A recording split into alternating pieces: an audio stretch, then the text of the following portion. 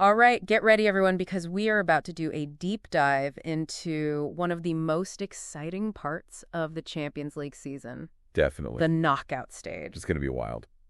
Now, as always, we've got some sources to pull from for this deep dive, but for this one, I think we can also get a little speculative and have a little bit of fun. Oh, for sure. I mean, that's what makes the knockout round so awesome, right?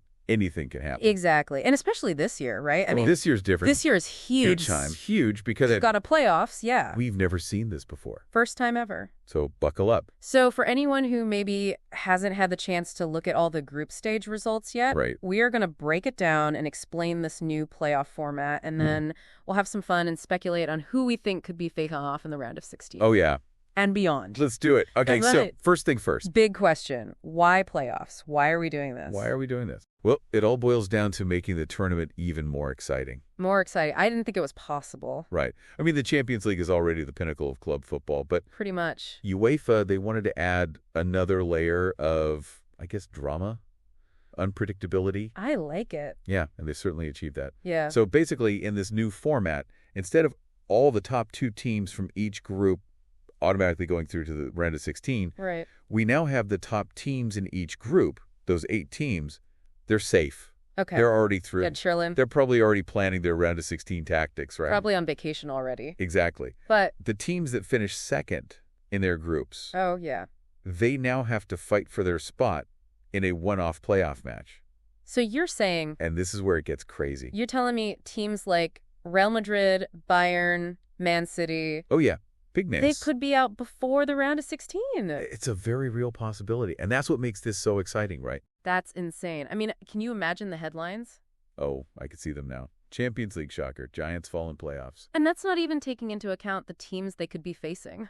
Right, because you've got teams like Celtic, Juventus, PSV, all fighting tooth and nail for that chance to progress. And some of them... And let's be honest, yeah, some of them are looking at these playoffs thinking, this is our chance to take down a giant. Absolutely. So who are these giants going up against in these playoffs? Well, we've got some pretty tasty matchups lined up. Real Madrid is going head-to-head with Manchester City. Ooh, spicy. Bayern Munich has to travel to Celtic Park, which is never an easy place to play. Never. And then you've got Juventus facing PSV Eindhoven, which on paper might seem like a straightforward one for Juventus, yep, but PSV has shown they can cause upsets. They've got nothing to lose at this point, right? Exactly. They're the underdogs, and they're going to be playing with that underdog mentality. I love it. It's like, you know, you got all this build up to the group stage, and then... Damn. Playoff. Damn. Sudden death. It's a whole new level of intensity. It is. And that's what we're going to talk about next, how these playoffs impact the round of 16 draw. Oh, things are going to get really interesting now. Things are about to get wild. Okay, I'm ready. Let's hear it. So picture this. Brest.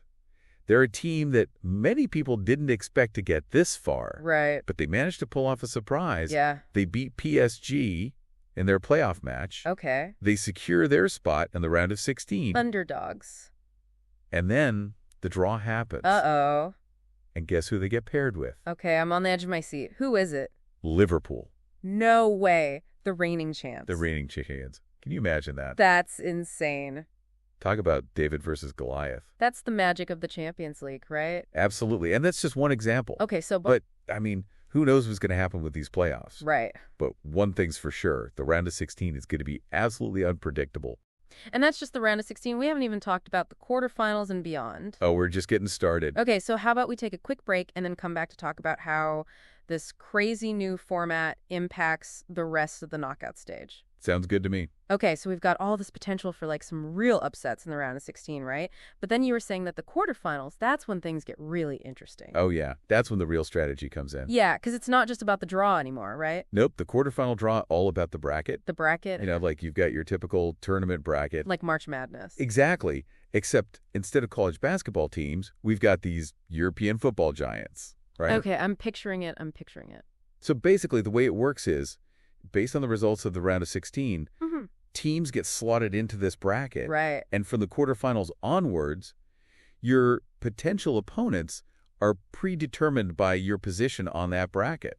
Okay, so it's not about who you get drawn against. It's about, like, where you end up on this bracket. Exactly. And that's what makes it so strategic, right? Yeah. Because suddenly teams are not just thinking about the match in front of them. Right. They're also thinking about, okay, if we win this match, who could we potentially face in the quarterfinals? So you're saying they're thinking 2 steps ahead. Exactly. It adds a whole new layer of complexity to the competition. So it's like they're playing chess, basically. Oh, absolutely. And it just keeps getting more intense as you go, right? So the semifinals, it's the same idea with the bracket. Same thing with the semifinals. Wow. Your potential opponents are already set based on how the bracket shakes out. So no more of these crazy, like, random draws. Well, there are still draws for the quarterfinals and semifinals. Oh, okay. But those draws are mainly to determine home field advantage. Oh, I see. So it's about who hosts the first leg and who gets the second leg at home. Exactly. But the actual pairings, who plays who, that's all determined by the bracket.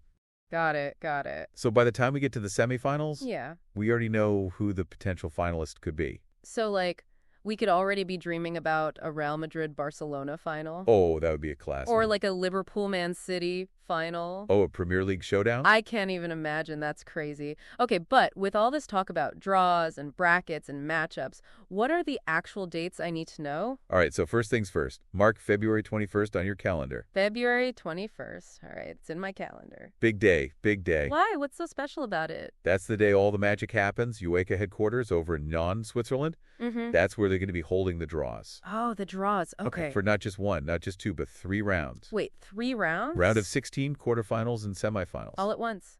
All in one go. So we'll know like the whole path to the final after that. Pretty much, yeah. Well, we'll know all the potential matchups. Okay. And who could face who's on that road to Munich. Munich, right? That's where the final is? That's right. Man, it's going to be crazy to see how it all shakes out. Oh, absolutely. Okay, so I've got February 21st marked for the draws. When do the matches actually start? Well, hold on to your hats because the round of 16 comes at you fast. Okay. The first legs are scheduled for March 4th and 5th. All right. And then the return legs are just a week later, March 11th and 12th. So basically all of March is just going to be Champions League madness. Pretty much, yeah. Those first couple of weeks especially are going to be wild. What about like the quarterfinals and stuff? So after that initial burst of matches, Yeah. things do settle down a little bit. The quarterfinals are in April. Okay. The first legs are on the 8th and 9th. Mm-hmm. And the return legs on the 15th and 16th. Okay. Then we ramp things back up for the semifinals. Yeah. End of April, beginning of May. Okay. First legs on the 29th and 30th of April. Mm-hmm.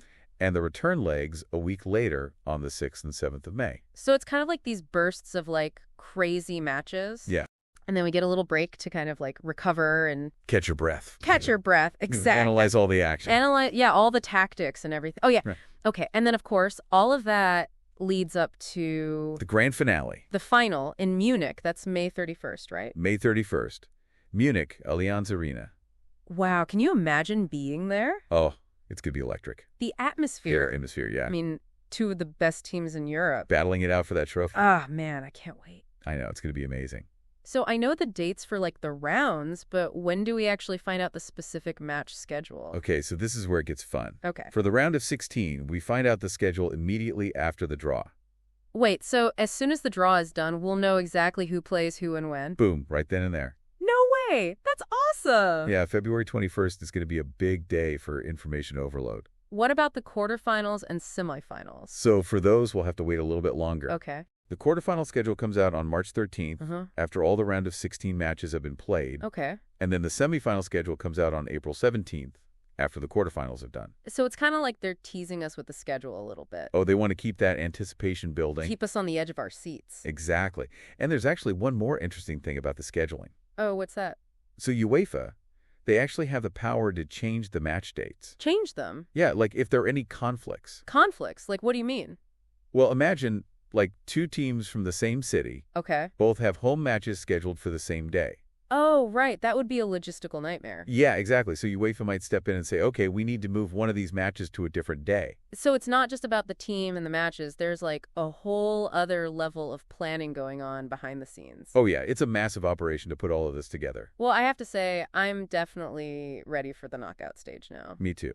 This has been so helpful. Thanks for breaking it all down for us. No problem at all. Happy to do it. It sounds like we're in for some real drama this year. Oh, absolutely. Underdog stories, potential for some huge upsets. Those playoffs are going to be wild. And then, of course, the race to the final in Munich. Can't wait to see how it all unfolds. This is going to be one for the history books. Couldn't have said it better myself. All right. Well, everyone listening, thanks for joining us for this deep dive into the Champions League knockout stage. And let us know who you think is going to take home the trophy this year. Yeah, let's hear your predictions to C10.